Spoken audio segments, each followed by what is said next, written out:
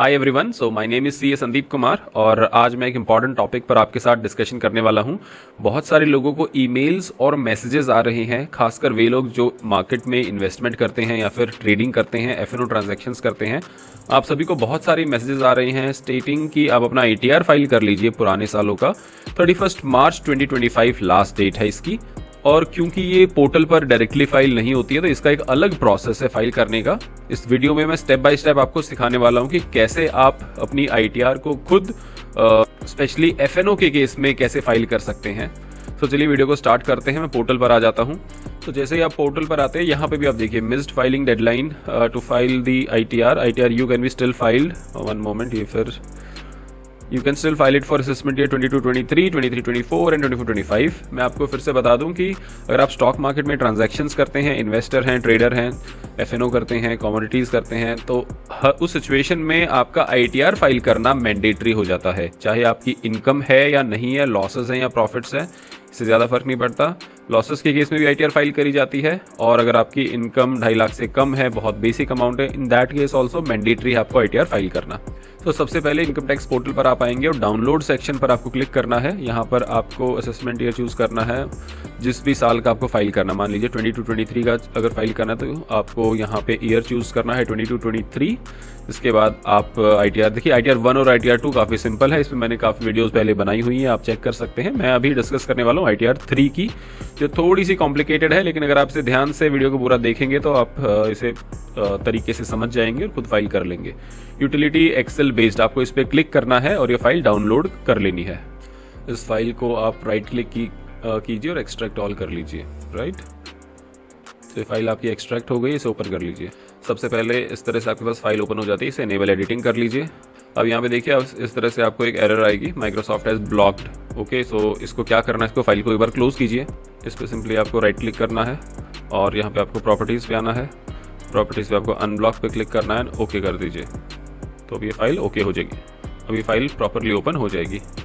Second step, जो भी आप के ब्रोकर हैं, आप उनकी वेबसाइट पर जाइए और वहाँ से टैक्स P&L डाउनलोड कर लीजिए। रिपोर्ट्स वाले पोर्शन में आपको टैक्स P&L मिल जाएगा। देखिए, वैसे तो इनकम टैक्स काफ़ी कॉम्प्लिकेटेड सब्जेक्ट है, लेकिन मैंने अपने चैनल पर इसे सिंप्लीफाई किया है। अगर आप आसान भाषा में इनकम टैक्स को समझना चाहते हैं, सीखना चाहते हैं, देखिए अपना अगर आप टैक्स कम करना चाहते हैं, ऑप्टिमाइज़ करना चाहते हैं, तो उसके लिए आपको टैक्स लॉस को पढ़ना पड़ेगा, सीखना पड़ेगा। राइट, सो इसको हमने सिर्फ एक ही वीडियो में 3.5 घंटे की ये वीडियो है, यहाँ पे हमने पूरा टैक्स कोर्स अपलोड किया हुआ है। आप इसे एक बार चेकआउट कर सकते हैं, आपको इससे काफ़ी फ़ायदा मिलेगा। स्पेशली अगर आप सैलरीड क्लास से बिलोंग करते हैं तो यहाँ पे आपको सभी कॉन्सेप्ट्स आपके क्लियर हो जाएंगे। फिर भी अगर कोई डाउट है, कोई क्वेश्चन है, तो आप मुझे कमेंट सेक्शन में पूछ सकते हैं। तो अभी मेरी स्क्रीन पर आप एक टैक्स P&L देख पा रहे हैं और ये फ्यूचर्स एंड ऑप्शन का टैब है। इसके अलावा हमारे पास इक्विटी में भी कुछ ट्रांजैक्शंस हैं। इक्विटी के सभी ट्रांजैक्शंस हमारे short term and long term capital gains में आते हैं। सबसे पहले इक्विटी को हम देख लेते हैं। देखिए, इसमें आपके पास स्क्रिप्ट रहेगी और बाय रेट, सेल रेट रहेंगे, और अल्टीमेटली आपके पास रहेगा टोटल प्रॉफिट एंड लॉस क्या हुआ है। राइट, और अगर ट्रांजैक्शन आपका सेम ईयर में ही कंप्लीट हुआ है तो वो आपका शॉर्ट टर्म में रहेगा, अदरवाइज लॉन्ग टर्म में। आपके ब्रोकर की रिपोर्ट ये सब डिटेल्स आपको दे देती है, लेकिन आपको सिर्फ कॉन्सेप्ट यहाँ पे पता होना चाहिए, इसलिए मैं बता रहा हूँ। तो अल्टीमेटली आप जैसा देख पा रहे हैं, ये आपका शॉर्ट टर्म कैपिटल गेन है। नेक्स्ट स्टेप में फीचर एंड ऑप्शंस हैं। सबसे पहली चीज़ जो हमें देखनी होती है वो देखनी होती है टर्नओवर, कि भाई टर्नओवर कितनी है, क्योंकि उससे आपकी ऑडिट की एप्लीकेबिलिटी का पता लगता है। राइट, और टर्नओवर निकालने का सिंपल सा प्रोसेस है। वैसे तो टर्नओवर ब्रोकर भी खुद निकाल के दे देते हैं, पर कई बार कई ब्रोकर्स यहाँ पे थोड़ी बहुत गलतियाँ करते हैं।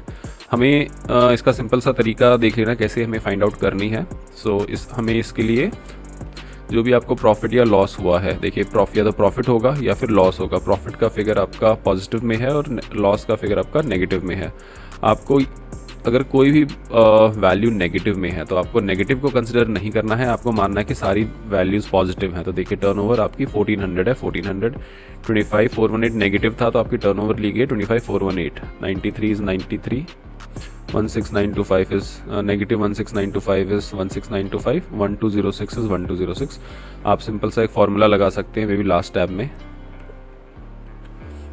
ABS एब्सोल्यूट और P&L, और ये आप लास्ट तक इसे लगा लेंगे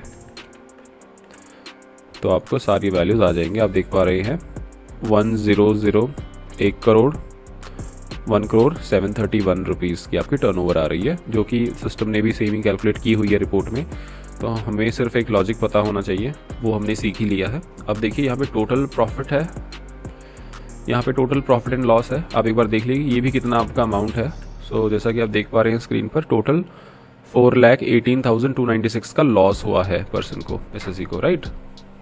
क्या सिर्फ ये ही लॉस है? नहीं, जो आपने ब्रोकरेज पे की है, जो आपने चार्जेस पे किए हैं, जीएसटी वगैरह पे की, वो भी तो आपका लॉस ही है। इसके अलावा आपने अगर ऑफिस सेटअप किया हुआ है तो वहाँ पे भी कुछ खर्चे किए होंगे, electricity bill, internet bill, phone bill, आपने लैपटॉप वगैरह खरीदा है, तो ये सारे आपके खर्चे हैं जो आपके लॉस को और ज़्यादा बढ़ा देते हैं। सिमिलरली अगर आपको प्रॉफिट हुआ होता तो ये खर्चे आपके प्रॉफिट को कम करते हैं। अगर आपकी टर्नओवर जो भी हमने कैलकुलेट की है 10 करोड़ से ज़्यादा है तो आप पे टैक्स ऑडिट की एप्लीकेबिलिटी है, अदरवाइज नहीं है। टर्नओवर कैलकुलेट करने का सिर्फ और सिर्फ इतना ही काम है, इससे ज़्यादा हमें ये टर्नओवर नहीं चाहिए। इस स्टेप के बाद इस टर्नओवर को इग्नोर कीजिए, आपको सिर्फ और सिर्फ प्रॉफिट एंड लॉस पर ध्यान देना है। अब बढ़ते हैं स्टेप नंबर 2 पर, जहाँ हम quickly balance sheet and profit and loss बना लेते हैं। दोस्तों, टैक्स, इन्वेस्टमेंट एंड फाइनेंस के इंपॉर्टेंट टॉपिक्स को मैं अपनी वीडियोस में कवर करता हूं। इन वीडियोस को बनाने में हमें काफ़ी टाइम एंड एफर्ट लगता है, तो अगर आपको हमारा एफर्ट पसंद आ रहा है तो वीडियो को एक लाइक ज़रूर कर दीजिए।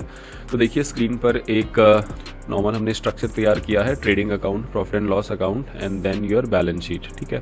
अब देखिए ट्रेडिंग एक्टिविटीज़, ऑल्दो इस प्रोसेस को हम ट्रेडिंग ही कहते हैं, लेकिन यहाँ पे ट्रेडिंग अकाउंट या फिर इनकम टैक्स एक्ट में जो ट्रेडिंग अकाउंट हम यूज़ करते हैं, बेसिकली गुड्स को जब हम परचेज करते हैं, सेल करते हैं, तो वो आपका ट्रेडिंग अकाउंट में आता है, जहाँ पे आपका एक स्टॉक होता है, क्लोजिंग स्टॉक भी होगा, कुछ ओपनिंग स्टॉक होगा, क्या परचेज किया, क्या सेल किया, क्या ग्रॉस प्रॉफिट है, वो चीज़ें आती है। यहाँ पे ये एप्लीकेबल नहीं है, हालांकि there can be multiple approaches to show some transaction here, लेकिन मैं इसको थोड़ा सिंपल लेके चल रहा हूँ। अगर आपको दूसरी अप्रोच फॉलो करनी है तो आप बिल्कुल कर सकते हैं।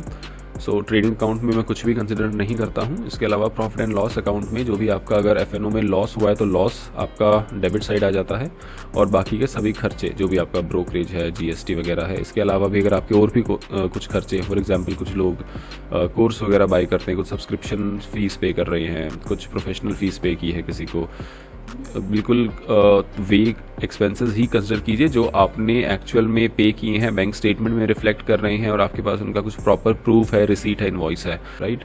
इसके बाद आप देख सकते हैं ग्रॉस प्रॉफिट ऊपर से कैरी फॉरवर्ड हुआ 0 है, गेन्स कुछ नहीं हुए हैं overall, and then there is a net loss of 5,39,000। इसको एक बैलेंस शीट के फॉर्म में भी हमने चेंज किया है। यहाँ पे आपका बेसिक जो भी ट्रांजैक्शंस उनको दिखाया गया है, capital account, loan account, cash in hand, cash at bank, और कुछ एसेट्स जो पर्सन के पास है, लैपटॉप, फ़ोन, फर्नीचर, राइट। तो इस तरह से ये बेसिक सी डिटेल हमने डाली है, जो भी आपके केस में एप्लीकेबल हो आप इस स्ट्रक्चर में डाल सकते हैं। नेक्स्ट स्टेप आपकी आईटीआर में आपको आना है। आईटीआर में आपको एक बार के लिए इसे पढ़ लीजिए क्या क्या स्टेप्स आप पे एप्लीकेबल है। देखिए कई बार ये हो सकता है कि आप फुल टाइम ट्रेडर हैं तो सैलरी वगैरह नहीं होगा, हाउस प्रॉपर्टी नहीं होगा, जो शेड्यूल आपके अवेलेबल नहीं है, फॉर एग्जाम्पल हाउस प्रॉपर्टी नहीं है, नो कर दीजिए, राइट। अदरवाइज ये आपका काम बढ़ा देंगे। यहाँ पे सैलरी सही से नो कर दीजिए, नो। तो जो जो चीज़ें एप्लीकेबल नहीं है उन्हें नो कर दीजिए। नो करके आप इसे अप्लाई करेंगे तो आपका शेड्यूल अपडेट हो जाएगा, राइट। थोड़ा सा ये एक्सेल स्लो चलता है तो आप मल्टीपल एक्सेल को मत यूज़ कीजिए, आप इस पर वर्क कर रहे हैं। सेकंड स्टेप में आपको बेसिक डिटेल्स भरनी है, first name, last name, date of birth वगैरह। ये चीज़ें भी आपको खुद भरने की ज़रूरत नहीं है, आपको सिंपली यहाँ पे इनकम टैक्स के पोर्टल पर जाना है, आपको सिंपली ई फाइल पे आना है और यहाँ पे डाउनलोड प्री फिल्ड डेटा पे क्लिक करना है। ऑलरेडी एक फ़ाइल आपकी डाउनलोड हो जाएगी।